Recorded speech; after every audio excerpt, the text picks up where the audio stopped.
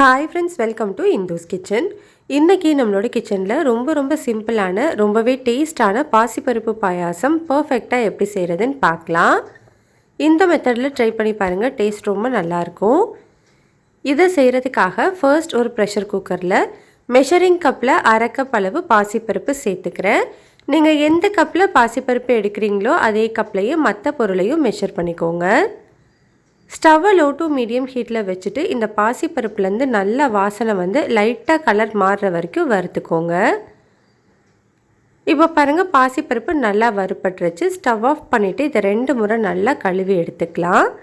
பருப்பு நல்லா கழுவினதுக்கப்புறமா 1 பங்கு பருப்புக்கு 3 பங்கு அளவு தண்ணி சேர்த்துக்கணும். நம்ம மெஷரிங் கப்பில் 1/2 கப் அளவு பருப்பு எடுத்தோம் இல்லையா, அதுக்காக மொத்தமாக 1/2 கப் அளவு தண்ணி சேர்த்துக்கிறேன். இப்போது இது கூடவே ஒரு பிஞ்ச் அளவு உப்பு சேர்த்துக்கலாம். இது இனிப்பு அப்படிங்கிறதுனால கொஞ்சமாக உப்பு சேர்த்தோம் அப்படின்னா அந்த இனிப்பை நல்லா தூக்கி கொடுக்கும். இப்போ நம்ம ப்ரெஷர் குக்கரை மூடிட்டு மீடியம் ஹீட்டில் 2 விசில் வச்சு எடுத்துக்கலாம். அது வெந்துட்டுருக்கட்டும். அதுக்குள்ளே நம்ம வெள்ளைப்பாகு ரெடி பண்ணிக்கலாம். அதுக்காக ஒரு பவுலில் மெஷரிங் கப்பில் 1/2 கப் பருப்பு எடுத்தோம் இல்லையா, அதே கப்பில் 2 கப் அளவு வெல்லம் எடுத்துக்கோங்க. வெல்லத்தை நல்லா பொடிச்சிட்டு அதுக்கப்புறமா சேர்த்துக்கலாம். இது கூடவே அதே 1/2 கப் அளவு தண்ணி சேர்த்துட்டு ஸ்டவ்வை வந்து மீடியம் ஹீட்டில் வச்சுட்டு இந்த வெல்லத்தை நல்லா கரைச்சி எடுத்துக்கோங்க. பாகுப்பதம்லாம் எதுவும் கிடையாது, வெல்லம் நல்லா கரைஞ்சா போதும். வெல்லம் நல்லா இந்த மாதிரி கரைஞ்சோன்னா ஸ்டவ் ஆஃப் பண்ணி தனியாக வச்சுக்கலாம். இப்போ நம்ம வேக வச்சுருந்த பாசிப்பருப்பு பாருங்கள், நல்லா மலர்ந்து வெந்து வந்திருக்கு பாருங்கள். ரொம்பவும் குலைவாகாமல் இந்த மாதிரி மலர்ந்து வெந்து வந்திருக்கணும். அதே மாதிரி ரொம்ப அதிகமாக மசிச்சு விட்டுறாதீங்க, அப்புறம் கூழ் மாதிரி ஆகிடும். லைட்டாக அந்த மாதிரி கலந்து கொடுங்க. பாருங்கள், பாசிப்பருப்பு வந்து உங்களுக்கு இந்த மாதிரி இருக்கணும். அங்கங்கே பருப்பு நல்லா தெரியணும், அப்போ தான் டேஸ்ட்டாக இருக்கும்.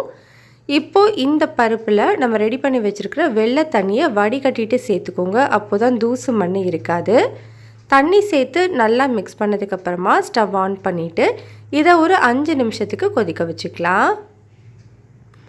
5 நிமிஷமாக நல்லா கொதிச்சிட்ருக்கு. இந்த டைமில் ஒரு 2 ஏலக்காயை தட்டிட்டு சேர்த்துக்கலாம். ஏலக்காய் தூள் சேர்க்க போகிறீங்கன்னா 1/2 டீஸ்பூன் அளவு சேர்த்துக்கோங்க. சேர்த்துட்டு ஒரு 2 நிமிஷம் மட்டும் கொதிக்க வச்சுட்டு ஸ்டவ் ஆஃப் பண்ணிக்கலாம். இது கொஞ்சம் வெதுவெதுப்பான சூட்டுக்கு வரட்டும்.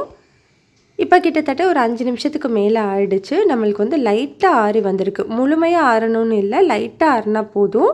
இந்த டைமில் இது கூட 2 கப் அளவு திக்கான தேங்காய் பால் சேர்த்துக்கோங்க. நீங்கள் எந்த கப்பில் 1 கப் பருப்பு எடுத்தீங்களோ அதே கப்பில் 2 கப் அளவு நல்ல திக்கான தேங்காய் பால். தேங்காய் பாலில் வந்து முதல் பால் மட்டும் சேர்த்துக்கோங்க, 2வது பால் வேண்டாம். தேங்காய் பால் சேர்த்துட்டு நல்லா கலந்து விட்டுக்கோங்க. நம்ம ஸ்டவ்வை ஆனில் வச்சுட்டு தேங்காய் பால் சேர்த்தோம் அப்படின்னா வெல்லம் இருக்கிறதுனால திரிஞ்சு போயிடும். அதனால் ஸ்டவ் ஆஃப் பண்ணி 5 நிமிஷம் கழித்து தான் நம்ம சேர்த்துக்கணும். இப்போ அது தனியாக இருக்கட்டும். நம்ம பாயாசம் தாளிக்கிறதுக்காக ஒரு பேனில் 1 டேபிள் ஸ்பூன் நெய் சூடுபடுத்திட்டு சின்னதாக கட் பண்ண தேங்காய் சேர்த்துக்கலாம். தேங்காயோட அளவு வந்து உங்களோட விருப்பத்தை பொறுத்தது. உங்களுக்கு எவ்வளோ வேணுமோ அந்த அளவு சேர்த்துக்கலாம். இது கூடவே ஒரு 10 முந்திரியை 2 உடச்சி வச்சுருக்கேன், அதையும் சேர்த்துக்கலாம். தேங்காய் முந்திரியோட அளவு உங்களோட விருப்பத்துக்கு ஏற்ற மாதிரி நீங்கள் எடுத்துக்கோங்க. இது ரெண்டையுமே நல்லா பொன்னிறமாக வர வரைக்கும் வறுத்துட்டு நம்ம ரெடி பண்ணி வச்சுருக்கிற பாயாசத்தோடு சேர்த்துடலாம். அவ்வளோதான், நம்மளுக்கு டேஸ்டான பாசிப்பருப்பு பாயாசம் ரெடி ஆகிடுச்சு. இந்த டைமில் பாயாசம் இந்த கன்சிஸ்டன்சியில் இருக்கணும். அப்போது தான் கொஞ்சம் ஆறினாலும் கட்டி ஆகாமல் இருக்கும். கட்டாயம் இந்த சிம்பிளான டேஸ்டான பாசிப்பருப்பு பாயாசம் ட்ரை பண்ணி பாருங்கள், ரொம்ப நல்லாயிருக்கும். இந்த ரெசிபி உங்களுக்கு பிடிச்சிருந்தால் லைக் பண்ணி ஷேர் பண்ணி இந்துஸ் கிச்சனை சப்ஸ்கிரைப் பண்ணிக்கோங்க.